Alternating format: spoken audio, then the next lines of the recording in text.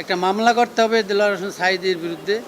আমি এই কথা যখন উনি বলে তখন আমি কিছু সময় চিন্তার ভিতরে পড়ে যাই। আমাকে ক্ষমা করবেন, আমি এই দায়িত্ব এত বড় মিথ্যার ভিতরে জড়াতে চাই না।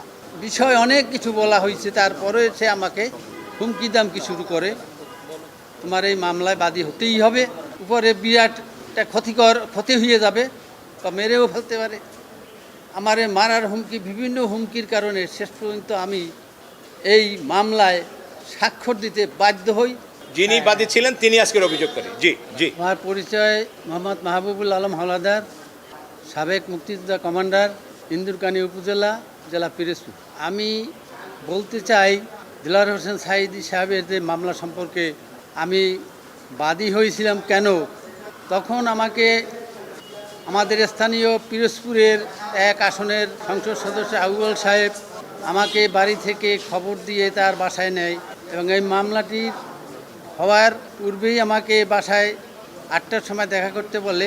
আমি তার ডাকে তার সাথে দেখা করতে যাই, কিন্তু দেখা করার তার রুমে বসে আমাকে বলে তোমার একটা মামলা করতে হবে দেলোয়ার হোসেন সাঈদীর বিরুদ্ধে। আমি এই কথা যখন উনি বলে তখন আমি কিছু সময় চিন্তার ভিতরে পড়ে যাই। তারপরে তার কাছে আমি অনেক অনুনয় বিনয় করি, আমার ব্যক্তিগত পরিবেশ পরিস্থিতি সম্পর্কে বলি যে আমার কোনো ছেলে সন্তান নাই, আমি আর্থিক দিক দিয়ে তেমন একটা না, যার সারা বিশ্বে নাম ছড়ানো এমন একজন আলেমের বিরুদ্ধে এই যে সে কি করছে কি করে নাই, আমি মুক্তিযুদ্ধে ছিলাম, মুক্তিযুদ্ধ করেছি, এই বিষয়ে আমাকে ক্ষমা করবেন, আমি এই দায়িত্ব এত বড় মিথ্যার ভিতরে জড়াতে চাই না। তার সাথে এই বিষয়ে অনেক অনুনয় বিনয় করে আমি এই মামলায় নাজারবার বিষয় অনেক কিছু বলা হয়েছে, তারপরে সে আমাকে হুমকি দামকি শুরু করে, তোমার এই মামলায় বাদী হতেই হবে। নানা রকমের তাদের লোকজন দিয়া চাপের মুখে আমাকে অস্ত্রের ভয় দেখানো, অমুক সমুক বিভিন্ন একটা, আমি তখন পরিবেশ পরিস্থিতি খারাপ দেখতে পাই এবং আমার এর প্রতিবাদ করার মতো কোনো শক্তি আমি দেখি না। হয়তো আমার ব্যক্তিগত পারিবারিক সব কিছু আমার উপরে বিরাট একটা ক্ষতি হয়ে যাবে বা মেরেও ফেলতে পারে। এই কথা বলার পরে আমাকে গাড়িতে ওই উকিল যে লাইব্রেরিতে সেখানে নিয়ে যায়। বসুন্ধরা টিস্যু, অশুদ্ধতার বিরুদ্ধে এক বিন্দুও ছাড় নয়। সেখানে নিয়ে অ্যাডভোকেট আলাউদ্দিন সাহেব আরও কয়েকজন তার সাথে সবার, এরা আমাকে আগেই তারা একটা রেডি করিয়ে রাখে, ওই মামলার সব কিছু, আমাকে সেখানে সই দিতে বলে।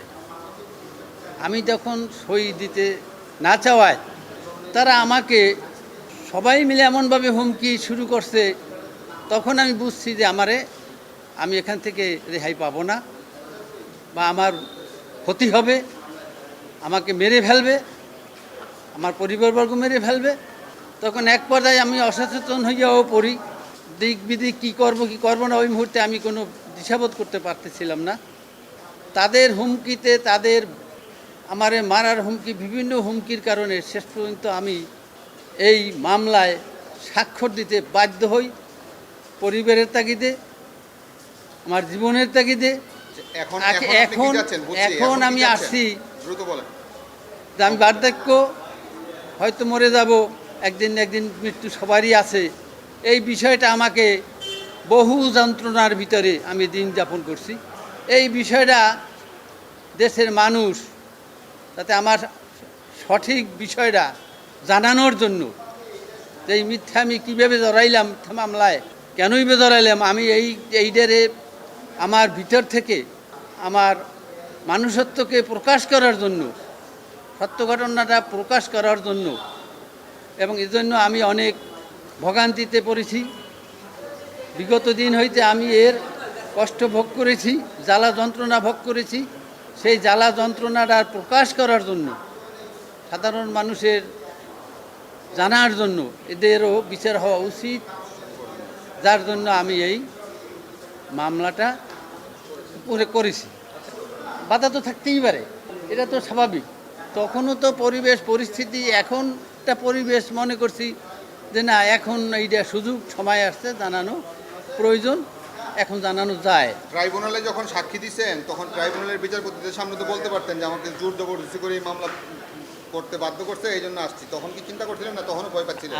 আমরা যে তখন বলবো, আমি একটু বলি, আমি তো সেই তাদের সমকক্ষর কেউ না, আমি ওইখানটা ট্রাইব্যুনালটা চিরদিন আমি থাকবো না, এটা তো স্বাভাবিক বোঝা উচিত। না, আমি কোনো সুযোগ সুবিধা পাই জানি না। না না, এটা আমার মনের এই ভাবটা প্রকাশ করা, মনেরকে আমার শান্তি দেওয়া যে আমি একদিন মারা যাবো। হ্যাঁ, এটা আল্লাহর কাছে।